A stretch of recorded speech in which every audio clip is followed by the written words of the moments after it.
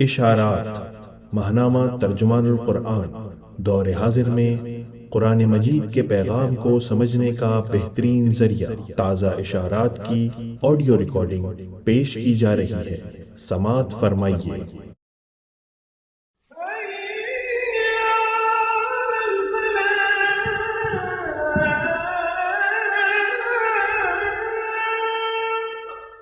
بسم اللہ الرحمن الرحیم۔ اشارات۔ موضوع 75واں یوم آزادی، ایک انتباہ۔ تحریر پروفیسر خورشید احمد۔ ماہنامہ عالمی ترجمان القرآن، اگست 2022۔ اللہ کا لاکھ لاکھ شکر ہے کہ ہم پاکستان کا 75واں یوم آزادی منا رہے ہیں۔ ملت اسلامیہ پاکستان کے لیے 14 اگست کا دن بھی اللہ کی ایک نشانی ہے۔ صرف 7 سال کی بھرپور اور پرامن جد و جہد کے نتیجے میں دنیا کے سیاسی نقشے پر، اور وہ بھی ایک ایسے سیاسی نقشے پر جس کے سبھی نقش مغربی تہذیب، مادیت، سیکولرزم اور لبرلزم کے رنگوں سے آلودہ تھے، عقیدے اور نظریے کی بنیاد پر ایک ریاست کا قیام ایک تاریخی کرشمے سے کم نہ تھا۔ تحریک پاکستان کی اصل بنیاد اور روح ہی یہ تھی کہ بر عظیم ہند میں مسلمان محض دوسری اکثریت نہیں بلکہ ایک نظریاتی قوم ہیں۔ ان کا مقصد صرف یورپی استعمار سے آزادی ہی نہیں، توحید اور رسالت محمدی صلی اللہ علیہ وسلم کی بنیاد پر ایک نئے سیاسی اور اجتماعی نظام کا قیام ہے، جو بہرحال وقت کے غالب تصورات سے بغاوت اور ایک نئے نظریاتی مستقبل کی تعمیر کے عزم سے عبارت تھا۔ آزادی کا حصول اس اصل مقصد کے لیے تھا۔ ان دونوں میں لازم و ملزوم کا رشتہ تھا، جسے علامہ محمد اقبال نے اپنے 1930 کے خطبے اور پھر قائد اعظم محمد علی جناح کے نام اپنے خطوط میں بہت صاف الفاظ میں بیان کر دیا تھا۔ سیاسی مطمع نظر کی حیثیت سے مسلمانان ہند ملک میں جداگانہ سیاسی وجود رکھتے ہیں۔ یہ انتہائی ضروری ہے کہ اندرون اور بیرون ہند دنیا کو بتا دیا جائے کہ ملک میں صرف اقتصادی مسئلہ ہی تنہا ایک مسئلہ نہیں ہے۔ اسلامی نقطۂ نگاہ سے ثقافتی مسئلہ ہندوستان کے مسلمانوں کے لیے اپنے اندر زیادہ اہم نتائج رکھتا ہے۔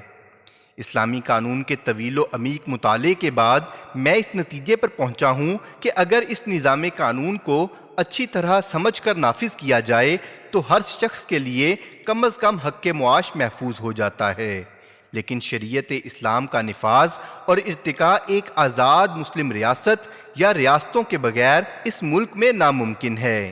سال ہا سال سے میرا یہی عقیدہ رہا ہے۔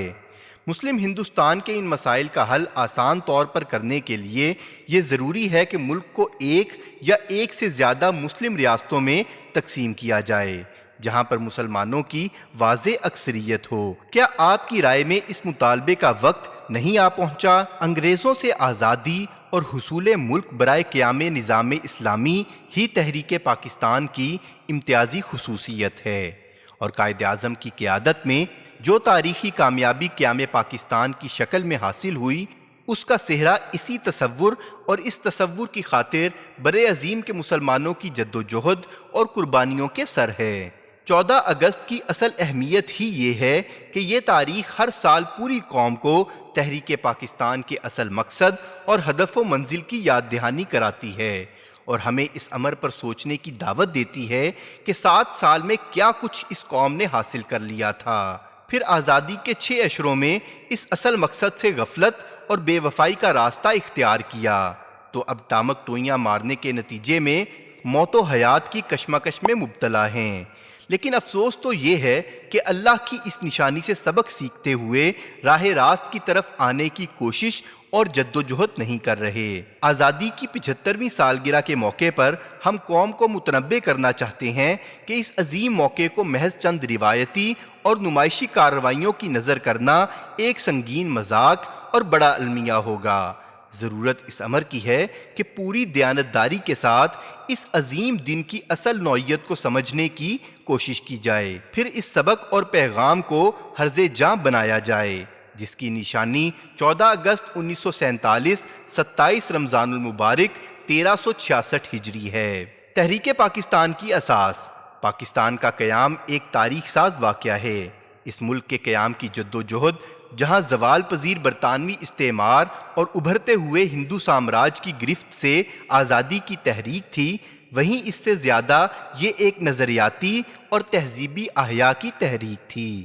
اس کا اصل مقصد بر عظیم کے ان علاقوں میں جہاں مسلمانوں کو اکثریت حاصل ہے، وہاں کے لوگوں کو اپنے دین، ایمان، تصور حیات، روایات اور ملی عزائم کی روشنی میں آزاد فضا میں ایک روشن مستقبل کی تعمیر کا موقع فراہم کرنا تھا۔ سیاسی آزادی اور دینی و تہذیبی تشکیل نو کا مقصد اور عزم تحریک پاکستان کے دو اہداف تھے جو ایک ہی تصویر کے دو رخ کی حیثیت رکھتے ہیں۔ ان دونوں کا ناقابل انقطاع تعلق اسلامیان پاکستان کی قوت کا راز ہے، اور اس میں تفریق اور امتیاز بگاڑ اور خرابی کی اصل وجہ ہے۔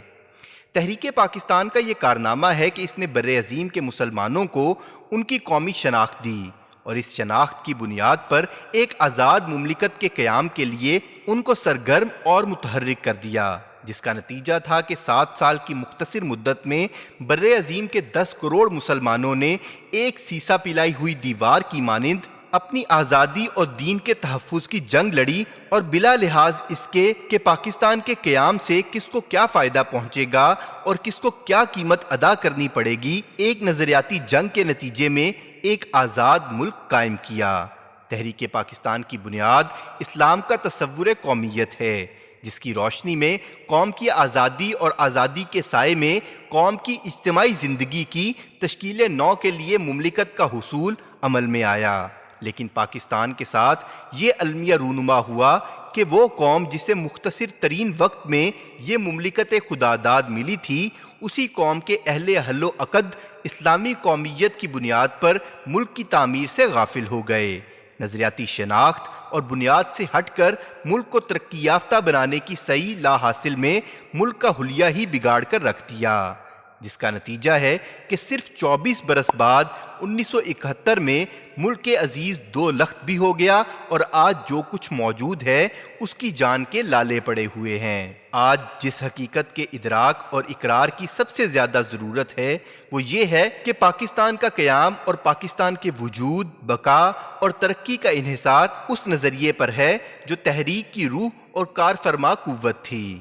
قائد اعظم نے ایک جملے میں اس حقیقت کو بیان کر دیا تھا: اسلام ہمارا بنیادی اصول اور حقیقی سہارا ہے، ہم ایک ہیں اور ہمیں ایک قوم کے طور پر آگے بڑھنا ہے، تب ہی ہم پاکستان کو برقرار رکھنے میں کامیاب ہوں گے۔ لیکن ہماری بدقسمتی ہے کہ قائد کے اس انتباہ کو ہم نے بحیثیت قوم نظر انداز کیا۔ 14 اگست ایک عظیم یاد دہانی ہے، اور یہ ایک انتباہ بھی ہے کہ اگر ملک اور نظریے کے رشتے کو نظر انداز کیا گیا تو ملک کا وجود بھی معرض خطر میں ہوگا۔ یوں تو اس وقت بھی معرض خطر ہی میں ہے۔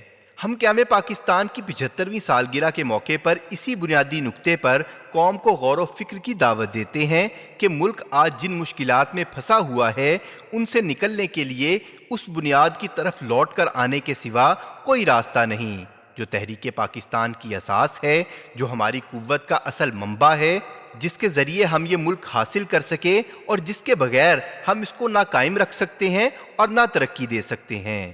آج سب سے بڑی ضرورت قوم اور ملک کے اس تعلق کو سمجھنے اور اس پر سختی سے قائم رہنے میں ہے کہ اللہ کی سنت یہ بھی ہے کہ اگر ایک فرد یا قوم اس کی نعمتوں پر شکر کا رویہ اختیار کرتے ہیں تو اس کے انعامات میں بیش بہا اضافہ ہوتا ہے، اور اگر وہ کفران نعمت کرتے ہیں تو پھر اس کی پکڑ بھی بہت ہی شدید ہے، اور ناشکری کے نتیجے میں جو بگاڑ اور تباہی رونما ہوتی ہے اس کی ذمہ داری صرف اور صرف فرد اور قوم کے اپنے رویے اور کرتوتوں پر ہوتی ہے۔ وَإِذْ تَأَذَّنَ رَبُّكُمْ لَئِن شَكَرْتُمْ لَأَزِيدَنَّكُمْ وَلَئِن كَفَرْتُمْ إِنَّ عَذَابِي لَشَدِيدٌ، اور یاد رکھو تمہارے رب نے خبردار کر دیا تھا کہ اگر تم شکر گزار ہوگے تو میں تم کو اور زیادہ نوازوں گا، اور اگر کفران نعمت کرو گے تو میری سزا بہت سخت ہے۔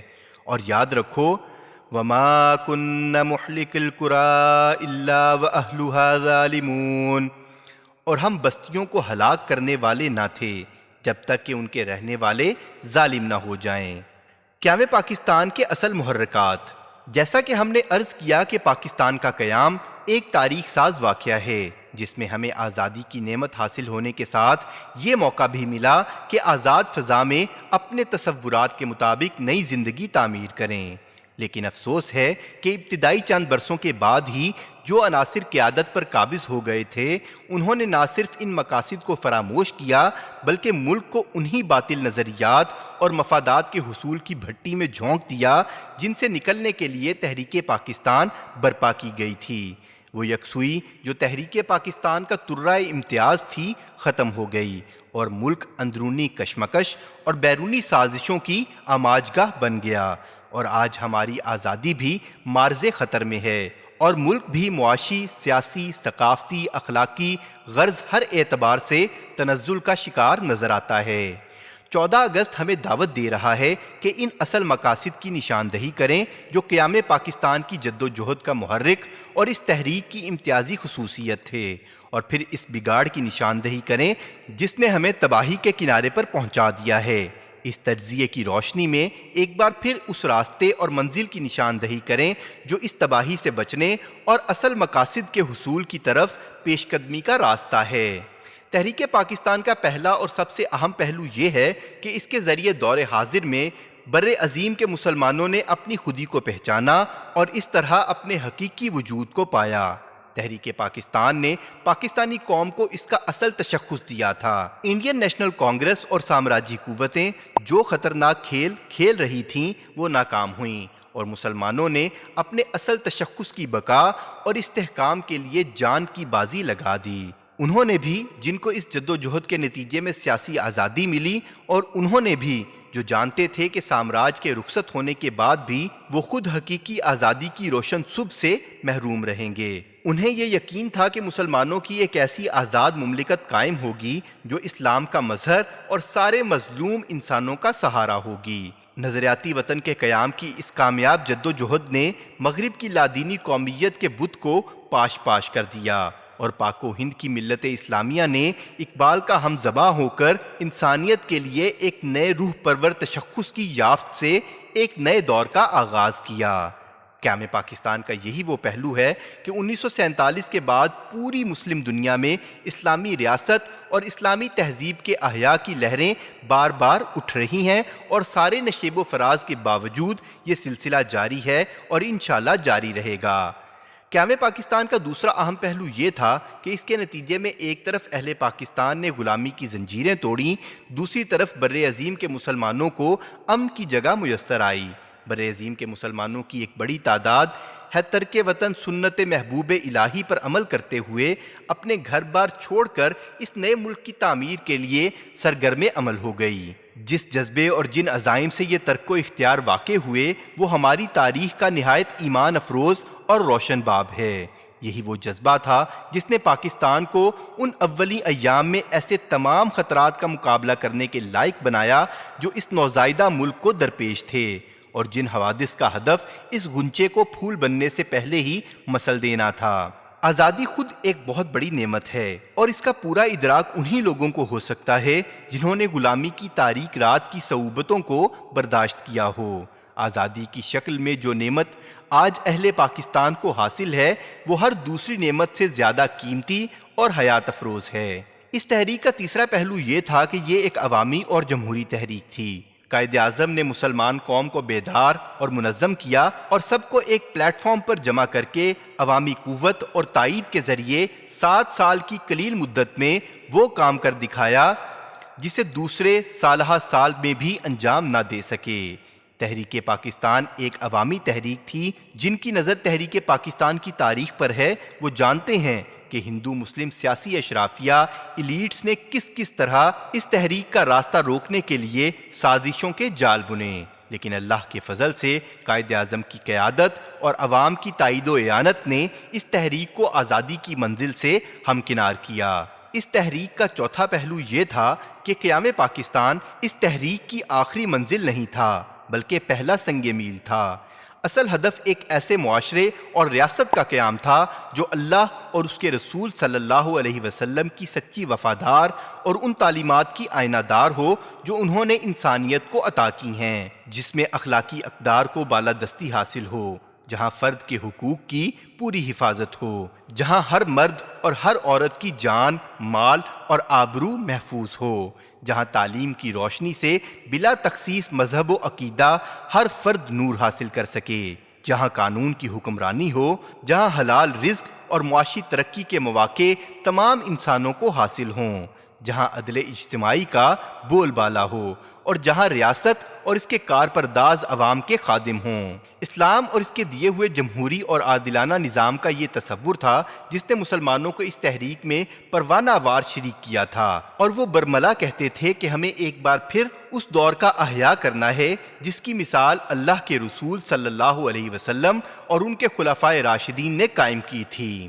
آئیے قیام پاکستان کے ان مقاصد اور عزائم کے پس منظر میں اپنی قومی زندگی کے اس نئے سال کے آغاز پر اس امر کا جائزہ لیں کہ پاکستانی قوم اور اس کی قیادتوں نے کہاں تک ان اہداف کی طرف پیش قدمی کی اور ملک عزیز کو آج کون سے مسائل، خطرات اور چیلنج درپیش ہیں، نیز ان حالات میں اصل منزل کی طرف پیش رفت کے لیے صحیح حکمت عملی اور لائحہ عمل کیا ہے۔ ملک کا اصل المیہ۔ تحریک پاکستان اور تاریخ پاکستان کے معروضی تجزیے سے یہ بات سامنے آتی ہے کہ قیام پاکستان کا اصل صحرا اللہ تعالیٰ کے فضل خاص کے بعد اگر کسی کے سر جاتا ہے تو وہ قائد اعظم کی فراست و قیادت اور مسلمان عوام کا جذبہ اور قربانی ہے۔ آزادی کے فوراً بعد ان کی بیماری اور وفات نے ایک ایسی صورتحال پیدا کر دی جس میں وہ کھوٹے سکے جو ان کے گرد جمع ہو گئے تھے اقتدار پر قبضہ جما کر ریاست کی مشینری کو بالکل دوسرے ہی مقاصد کے لیے استعمال کرنے کے لیے میدان میں کود پڑے۔ پہلے وزیر اعظم کو گولی کا نشانہ بنا کر قومی منظر سے ہٹا دیا گیا، دوسرے وزیر اعظم کو برطرفی کی تلوار کے بل پر نکال باہر کیا گیا اور ان کے مخلص ساتھیوں کو سازشوں کے ذریعے غیر مؤثر بنا دیا گیا، اور چند ہی برسوں میں بساط سیاست ایسی الٹی کہ اصل نقشہ درہم برہم کر کے یہ مخصوص ٹولہ اقتدار کے ہر میدان پر قابض ہو گیا۔ قانون اور ضابطے کا احترام ختم ہو گیا، منتخب دستور ساز اسمبلی کو بار بار توڑ دیا گیا، انتظامیہ اور پولیس کو سیاسی قیادت نے اپنے مقاصد کے لیے استعمال کیا جو بالآخر انہی کے ہاتھوں اسیر ہو کر رہ گئی۔ فوج کو بھی سیاسی مقاصد کے لیے استعمال کیا گیا اور پھر فوج نے اپنے لیے سیاسی کردار حاصل کر لیا۔ عدلیہ نے کچھ مزاحمت کی لیکن اسے بھی زیر دام لانے میں کوئی کسر نہ چھوڑی گئی۔ 9 سال بعد پہلا دستور بنا جسے 2 ہی سال کے بعد توڑ دیا گیا، اور دستور شکنی کی ایک ایسی ریت چل پڑی جس کے مذموم اثرات کی گرفت میں ملک و قوم زبوں حال ہیں۔ جس احساس تشخص نے قوم کو جوڑا تھا اس پر ہر طرف سے تیشہ چلایا گیا۔ لادینی نظریات، علاقائیت، لسانیت، برادری کا تعصب، قبائلیت، غرض کون سا تیشہ ہے جو اس پر نہ چلایا گیا ہو؟ آزادی کے بعد 23 سال تک بالغ رائے دہی کی بنیاد پر انتخاب نہ کرائے گئے اور پھر دسمبر 1970 میں انتخابات منعقد ہوئے تو وہ دھونس، دھاندلی اور بدعنوانی کا شاہکار رہے کہ عوامی مینڈیٹ ایک مذاق بن گیا۔ سیاسی جماعتوں میں ذاتی بادشاہت، خاندانی قیادت اور علاقائی اور لسانی تعصبات کا غلبہ رہا، اور حقیقی جمہوریت کے فروغ کا ہر راستہ بند کر دیا گیا، جس کے نتیجے میں علاقائی تعصبات نے سیاست کو آلودہ کیا اور قومی سیاست کی گاڑی پٹڑی سے اتر گئی۔ مغربی اور ہندو تہذیب کو رواج دینے کی دانستہ کوشش کی گئی۔ معاشی ترقی کا وہ راستہ اختیار کیا گیا جس نے ملک کو ایک طرف طبقاتی تصادم میں مبتلا کیا تو دوسری طرف مغرب کے سودی سامراج کے چنگل میں اس طرح گرفتار کر دیا کہ آج ملک اندرونی اور بیرونی قرضوں کے پہاڑ جیسے بوجھ تلے سسک رہا ہے۔ پاکستان کا اصل المیہ ہی یہ ہے کہ اصل اقتدار اور اختیار آج تک عوام کی طرف منتقل نہیں ہوا، اور سارے وسائل پر ایک طبقہ قابض ہے جس کا تعلق سیاسی، انتظامی اور عسکری اشرافیہ سے ہے، اور جو باری باری اقتدار پر براجمان ہو کر ملک کے سیاہ و سفید کا مالک بنا ہوا ہے۔ قومی دولت کا 80% آبادی کے اوپر کے 10% کے پاس ہے۔ 10-12 ہزار بڑے خاندان ہیں جو زراعت، صنعت اور تجارت پر مکمل تصرف رکھتے ہیں، اور یہی خاندان سیاست پر بھی چھائے ہوئے ہیں۔ پارٹی خواہ کوئی بھی ہو، سول بیوروکریسی اور عسکری اسٹیبلشمنٹ بھی اس گٹھ جوڑ کا اہم حصہ ہیں۔ دستور موجود ہے مگر کبھی فوج کے ہاتھوں اور کبھی سول حکمرانوں کے ہاتھوں اس کا بڑا حصہ عملاً معطل رہا ہے۔ قانون صرف کتاب قانون کی زینت ہے اور عملاً قانون، ضابطے اور میرٹ کا کوئی احترام نہیں۔ پولیس سیاسی قیادت کی اعلی کار بنی ہوئی ہے، ہر سمت کرپشن کا دورہ ہے، عوام کے مسائل اور مشکلات کا کسی کو درد نہیں اور نہ کوئی ان کا پرسان حال ہے۔ عدالت خصوصیت سے اعلیٰ عدالت نے کچھ آزادی حاصل کی ہے مگر اس کے فیصلوں اور احکام کو بھی کھلے بندوں نظر انداز کیا جاتا ہے یا عملاً انہیں غیر مؤثر کرنے میں کوئی کسر نہیں چھوڑی جاتی۔ مہنگائی اور بے روزگاری نے عوام کی زندگی اجیرن کر رکھی ہے۔ بجلی، گیس اور پانی کے بحران نے تباہی مچائی ہوئی ہے اور لاقانونیت اور دہشت گردی کے سبب عوام کی جان، مال اور عزت سب معرض خطر میں ہیں۔ اندرونی انتشار اور بیرونی مداخلت، ان حالات کو اور بھی سنگین بنا دینے والے چند پہلو اور بھی ہیں جن کا ادراک ضروری ہے۔ ملک کے معاملات میں بیرونی قوتوں اور خصوصیت سے امریکہ اور مغربی اقوام کی دراندازیاں سب سے اہم مسئلہ ہے۔ یہ سلسلہ تو ملک غلام محمد اور جنرل ایوب خان کے دور ہی سے شروع ہو گیا تھا مگر جنرل پرویز مشرف کے ادوار میں یہ اپنے عروج کو پہنچ گیا اور یہی الٹا سفر آج بھی جاری ہے۔ معاشی اعتبار سے بھی انہی قوتوں کی گرفت ہماری معیشت پر مضبوط تر ہو رہی ہے اور سیاسی اعتبار سے بھی اندرونی معاملات کی باغ ڈور انہی کے ہاتھوں میں نظر آ رہی ہے۔ سول اور فوجی تعلقات کے نشیب و فراز کے نتائج قوم بھگت رہی ہے۔ معاشی پالیسیوں کی صورت گری جس طرح عالمی بینک اور عالمی مالیاتی فنڈ کے اشاروں پر کی جا رہی ہے اور سیاسی افق پر تبدیلیوں کا جو کھیل کھیلا جا رہا ہے اس نے آزادی اور قومی خود مختاری کی حقیقت کا بھانڈا پھوڑ کر رکھ دیا ہے۔ اس پر متضاد وہ نظریاتی انتشار ہے جو ملک و قوم اور خصوصیت سے نئی نسلوں پر مسلط کیا جا رہا ہے۔ پاکستان کا مطلب کیا بھی آج متنازع موضوع بنایا جا رہا ہے۔ قرارداد مقاصد ہدف تنقید و ملامت ٹھہری ہے۔ تاریخ کے قتل کا حوا دکھا کر تاریخ کو مسخ کیا جا رہا ہے۔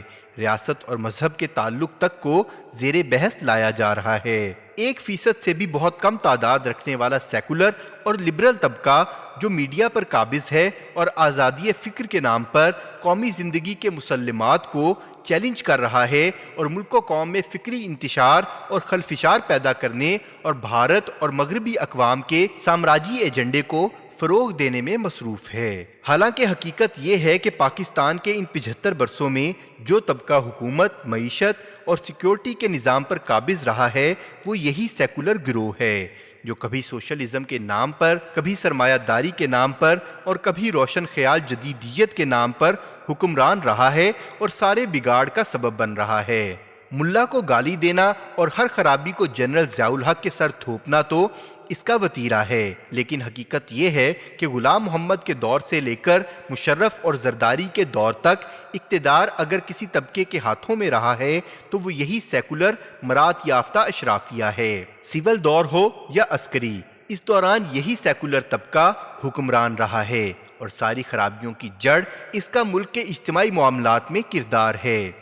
جنرل ضیاء الحق کے دور میں کچھ چیزیں اسلام کے احکام کے مطابق ضرور ہوئیں لیکن بحثیت مجموعی اس دور میں بھی اصل فکر اور اصل کار فرما ہاتھ بہت مختلف نہ تھے۔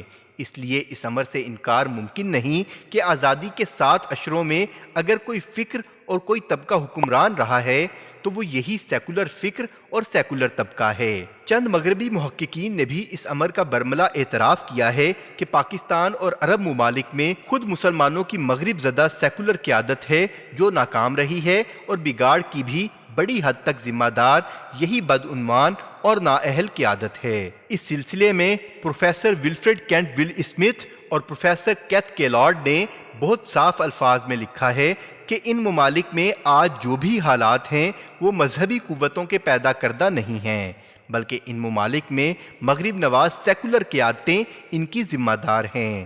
انہی حالات کا نتیجہ ہے کہ پاکستان آج صرف سیاسی اور معاشی بحران ہی کا شکار نہیں، نظریاتی، اخلاقی اور تہذیبی انتشار میں بھی مبتلا ہے۔ حالات کی اصلاح کے لیے اس طرح کی ایک ہمہ جہتی نظریاتی تحریک اور جدوجہد کی ضرورت ہے جیسی بر عظیم کے مسلمانوں کو برطانوی اور برہمن سامراج سے نجات دلانے کے لیے اقبال کی فکری اور قائد اعظم کی سیاسی رہنمائی میں برپا کی گئی تھی۔ اس ہمہ گیر بگاڑ کے 3 بڑے تشویشناک پہلو ہیں۔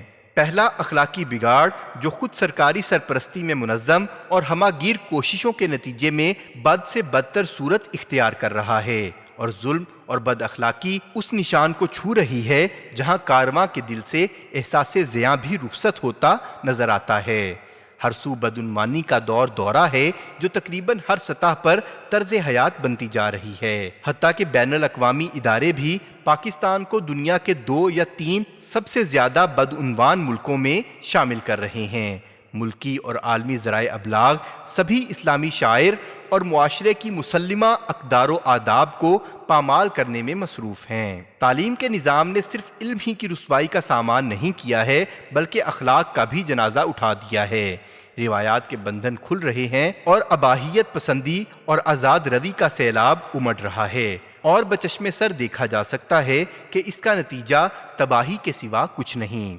دوسرا تشویشناک پہلو یہ ہے کہ افراد کے اس اخلاقی بگاڑ کے ساتھ ساتھ ملک و ملت کے ہر اس ادارے کو تباہ کیا جا رہا ہے جو قوم کی کشتی کو لنگر کی طرح تھامتا ہے۔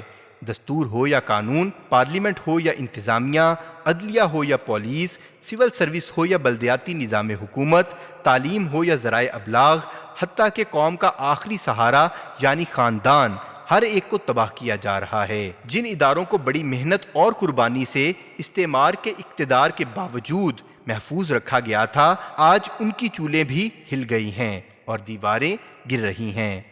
بگاڑ کا تیسرا پہلو پالیسی سازی کے سارے عمل اور فیصلہ کرنے والے اداروں اور افراد کا بیرونی اثرات کے تابع ہونا ہے، جس سے ملک کی سیاسی اور نظریاتی آزادی خطرے میں پڑ گئی ہے۔ معاشی پالیسیاں بیرونی ساہوکاروں کے ہاتھوں گروی رکھ دی گئی ہیں، اور اب عالمی بینک اور عالمی مالیاتی فنڈ کا عمل دخل اتنا بڑھ گیا ہے کہ ملک کا بجٹ ملک کی پارلیمنٹ نہیں، ان اداروں کے احکام کے مطابق بنایا جا رہا ہے۔ نوبت یہاں تک پہنچ گئی ہے کہ خود وزیر اعظم کے معاشی مشیر تاجروں اور صنعت کاروں سے کہہ رہے ہیں کہ اگر آپ کو اپنی سفارشات کو منظور کرانا ہے تو IMF کے کارپردازوں سے بات کریں۔ یہی حال قانون سازی کا ہے۔ قانون بناتے ہوئے یہ نہیں دیکھا جا رہا کہ ملک و ملت کا مفاد کیا ہے یا اللہ اور اس کے رسول صلی اللہ علیہ وسلم کا فرمان کیا ہے، بلکہ یہ دیکھا جاتا ہے کہ امریکہ اور مغرب کس بات پر خوش ہوں گے اور کس پر نکتہ چین۔ چونکہ مغرب نے آج کل فنڈامنٹلزم اور تشدد کا ہوا کھڑا کر رکھا ہے، اس لیے ہماری قومی قیادت کی جانب سے نہ صرف قسمیں کھائی جا رہی ہیں کہ ہم فنڈامنٹلسٹ نہیں ہیں، بلکہ ہر قانون اور اخلاقی قدر کو پامال کر کے واشنگٹن اور اس کے گماشتوں کے آگے ناک رگڑی جا رہی ہے، اور انسانوں کو بھیڑ بکریوں کی طرح ان بھیڑیوں اور درندوں کی بھینٹ چڑھایا جا رہا ہے۔ خود اقتدار میں آنے اور اقتدار میں رہنے کے لیے عوام اور پارلیمنٹ کے بجائے واشنگٹن کی خوشنودی حاصل کرنے کی کوششیں کی جاتی ہیں۔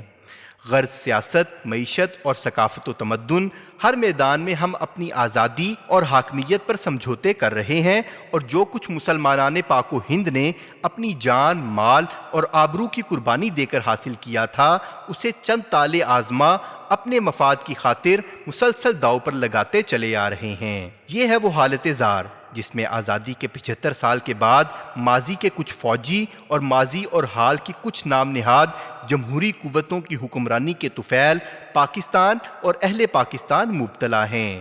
وہ ملک جو پوری ملت اسلامیہ کے لیے نئی امیدوں اور ایک روشن مستقبل کا پیغام لے کر سیاسی افق پر نمودار ہوا تھا، اسے ان اتھاہ تاریکیوں میں پہنچا دیا گیا ہے اور بگاڑ اپنی انتہا کو پہنچ گیا ہے۔ تبدیلی کا لاحہ عمل، صورتحال کا بگاڑ اور تاریکی کی شدت کا انکار دراصل حقیقت کے انکار اور عاقبت نا اندیشی کے مترادف ہوگا۔ اس کے باوجود ہماری نگاہ میں مایوسی کی کوئی وجہ نہیں، اس لیے بھی کہ مایوسی کفر ہے، اور اللہ تعالیٰ کا حکم ہے کہ حالات کیسے ہی خراب کیوں نہ ہوں، مومن کبھی مایوسی کا شکار نہیں ہوتا۔ لا تقنطوا من رحمت اللہ، ہمارا ایمان ہے کہ اللہ تعالیٰ ان مخلص انسانوں کی قربانیوں کو کبھی رائے گاہ نہیں جانے دے گا جن کے خون اور عصمتوں کی قربانی سے یہ ملک عزیز وجود میں آیا ہے۔ اس لیے بھی کہ تاریخ کا یہی فیصلہ ہے کہ بگاڑ کی قوتیں ایک خاص حد پر پہنچنے کے بعد شکست و ریخت کا نشانہ بنتی ہیں اور خیر اور اصلاح کی قوتیں بالآخر غالب ہوتی ہیں۔ جس طرح زوال اور انتشار ہماری تاریخ کی ایک حقیقت ہے، اسی طرح تجدید اور احیاء بھی ایک درخشاں حقیقت ہیں۔ گھبرائیں نہ ظلمت سے گزرنے والے، آغوش میں ہر شب کے سحر ہوتی ہے۔ سوال یہ ہے کہ اصلاح کا راستہ کیا ہے؟ ہماری نگاہ میں نہ فوج کی مداخلت حالات کو درست کر سکتی ہے اور نہ تشدد کی سیاست۔ ملکی سیاست میں تصادم اور تلخی جس حد کو پہنچ گئی ہے، اس سے صرف سیاست ہی نہیں، ملک کا وجود بھی خطرے میں ہے، جس کی بڑی وجہ حکومتوں کی آمرانہ روش، تنگ دلی اور تنگ نظری ہے۔ اگر ایک طرف معاشی بگاڑ اپنی انتہا کو پہنچ رہا ہے اور وسائل حیات کی قلت اور مہنگائی نے عوام کی زندگی اجیرن کر دی ہے، تو دوسری طرف لا قانونیت کا دور دورہ ہے۔ یہی وہ حالات ہیں جو تشدد کی سیاست کو جنم دیتے ہیں۔ اس لیے اس بات کی ضرورت ہے کہ ملک کے وہ تمام عناصر جو حالات سے غیر مطمئن ہیں، بگاڑ کے اسباب پر متفق ہیں اور جو اصلاح کے خواہاں ہیں، وہ مل جل کر مؤثر سیاسی جدوجہد کے ذریعے نظام کو بدلنے کی جدوجہد کریں۔ بگاڑ کے ایک ایک سبب کو دور کرنا ہوگا، اور یہ اسی وقت ممکن ہے جب ایک نئی قیادت ابھرے جس کا دامن پاک ہو، جو عوام میں سے ہو اور جو عوام کے سامنے جواب دہ ہو۔ سب سے پہلی ضرورت یہ ہے کہ پاکستان کے اصل مقاصد، اس کی منزل اور ترجیحات کے بارے میں یکسوئی ہو۔ وہ تمام دینی اور سیاسی عناصر جو اسلام، جمہوریت، عدل اجتماعی اور خود انحصاری پر یقین رکھتے ہیں، وہ ایک دوسرے سے قریب آئیں اور اصولوں پر پختہ ایمان رکھنے والی باکردار قیادت کو قوم کے سامنے لائیں۔ قائد اعظم نے اپنا مقدمہ جاگیرداروں، سرمایہ داروں اور روایتی سیاست کاروں کے سامنے نہیں، بر عظیم کے مسلم عوام کی عدالت میں پیش کیا تھا۔ ان کو بیدار اور متحد کرتے ہوئے ایک ایسی عوامی اور جمہوری لہر پیدا کی تھی کہ روایتی قیادتیں اس سیلاب کے آگے بہہ گئیں۔ آج پھر اس کی ضرورت ہے کہ جمہوری ذرائع سے جمہور کو بیدار اور منظم کیا جائے اور قیام پاکستان کے مقاصد کے لیے ان کو متحرک کیا جائے۔ ملکی اور غیر ملکی سازشی عناصر کا اصل توڑ عوام کی بیداری اور ان کی منظم قوت ہے۔ دوسری بنیادی چیز قیادت کا صحیح معیار ہے۔ قوم نے بہت دھوکے کھائے ہیں۔ اس بات کی ضرورت ہے کہ نئی قیادت عوام میں سے ابھرے اور اپنے اخلاق اور کردار کے اعتبار سے دستور پاکستان میں مرقوم معیار دفعہ 62-63 پر پوری اترے۔ عوام اور الیکشن کمیشن کو یہ اختیار ملنا چاہیے، جیسا کہ وفاقی شرعی عدالت نے اپنے ایک فیصلے میں کہا ہے کہ وہ ان دفعات کو عملاً نافذ کر سکیں۔ یہ وہ چھلنی فلٹر ہے جس سے بہتر قیادت رونما ہو سکتی ہے۔ خود قائد اعظم نے اپنی 1936 کی ایک تقریر میں قیادت کے لیے بڑے نپے تلے انداز میں مطلوبہ معیار کی نشاندہی کی تھی، جس پر آج ہمیشہ سے زیادہ عمل کی ضرورت ہے۔ طلباء کو مشورے دیتے ہوئے انہوں نے کہا تھا، ملکی حالات کا بغور مطالعہ کیجیے، تجزیہ کیجیے اور سمجھنے کی کوشش کیجیے۔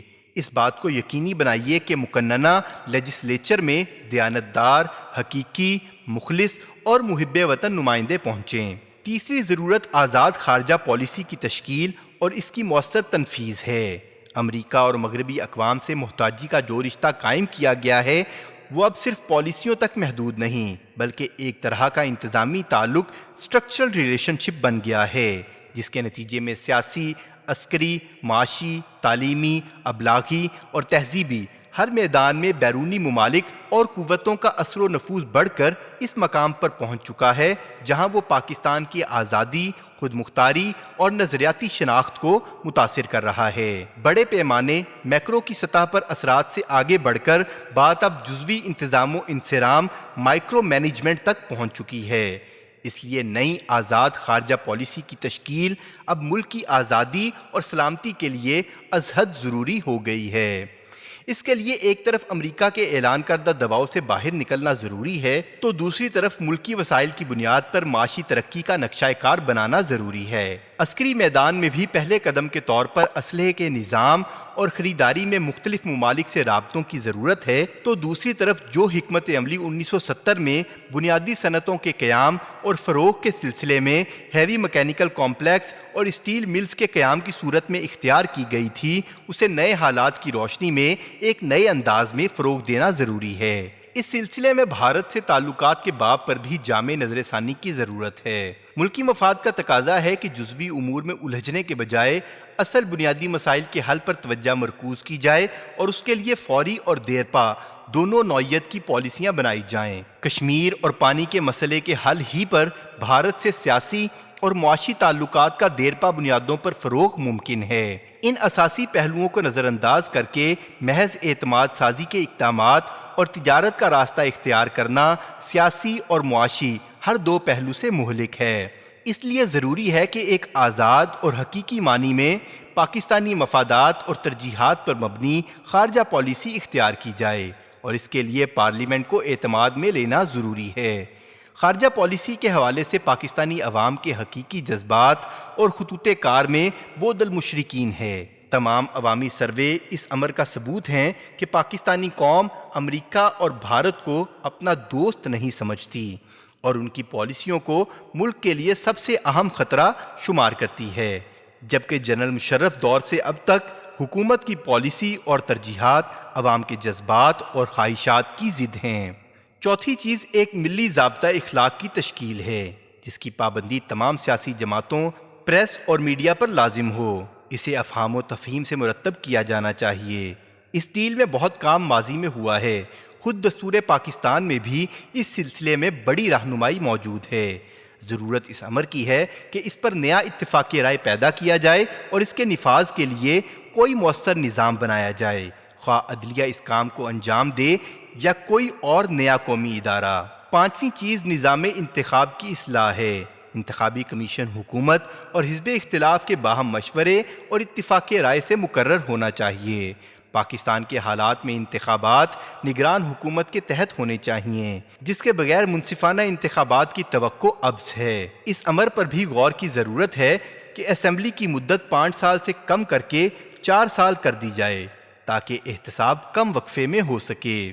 چھٹی چیز ایک اعلیٰ اور خود مختار احتسابی کمیشن کا قیام ہے، جس کا مطالبہ جماعت اسلامی پاکستان اول روز سے کر رہی ہے اور جس کا وعدہ خود پیپلز پارٹی، مسلم لیگ اور پاکستان تحریک انصاف کر چکے ہیں۔ گویا کہ یہ ایک متفقہ قومی مطالبہ ہے، پھر اس سے فرار کیوں؟ یہ مستقل کمیشن ایسا ہونا چاہیے جو حکومت، حزب اختلاف یا کسی بھی شہری یا متاثر ہونے والے فرد کی طرف سے تمام منتخب اور تمام ذمہ دار افراد کا احتساب کر سکے۔ اس ادارے کو یہ اختیار حاصل ہو کہ جس نے بھی اپنی سرکاری حیثیت کو ذاتی نفع کے لیے استعمال کیا ہو، اسے قرار واقعی سزا دے سکے اور عوامی وسائل ان سے واپس لے کر سرکاری خزانے میں لائے۔ ساتویں چیز دستور کے مطابق صوبائی اور لوکل باڈی کی سطح پر اختیارات کی منتقلی ہے اور ان میں ضروری صلاحیت کار پیدا کرنا ہے۔ سینٹ کو زیادہ مضبوط اور مؤثر بنانا بھی اس سلسلے میں بڑا مفید ہو سکتا ہے۔ آٹھویں چیز عدلیہ کی آزادی، اس کی انتظامیہ سے علیحدگی اور عدلیہ کے فیصلوں کی بلا امتیاز تنفیذ ہے۔ نویں چیز سول انتظامیہ اور پولیس کا ایسا انتظام ہے جو ان کی آزاد اور غیر سیاسی حیثیت کو مستحکم کر سکے۔ ملکی سول انتظامیہ اور پولیس ریاست کے ادارے تو ہوں مگر حکمران پارٹی کے سیاسی اعلی کار نہ ہوں۔ اس کے لیے ان کو دستوری تحفظ دیا جائے، نیز ان کی تربیت اور وسائل دونوں کا اہتمام کیا جائے۔ 10ویں چیز قومی زندگی سے کرپشن کا خاتمہ اور اس کے لیے ہر سطح پر مؤثر مہم ہے۔ آخری اور بہت ہی ضروری چیز ایک نئی سماجی اور معاشی پالیسی ہے جس کا ہدف صحیح تعلیم کا فروغ، علاج کی سہولتوں کی فراہمی، غربت اور بے روزگاری کا خاتمہ اور روزگار کے مواقع کی فراہمی اور ایسی معاشی اصلاحات ہیں جن سے سود، قمار اور ہر طرح کے استحصال کا خاتمہ ہو، دولت کی تقسیم منصفانہ ہو سکے اور تمام انسانوں کو زندگی کی جائز ضروریات مل سکیں۔ یہ وہ بنیادی نکات ہیں جن پر عمل کر کے قوم ایک بار پھر اسلام کے حیات بخش نظام کے قیام کے لیے متحد اور سرگرم عمل ہو سکتی ہے اور چمن میں اس کی روٹھی ہوئی بہار واپس آ سکتی ہے۔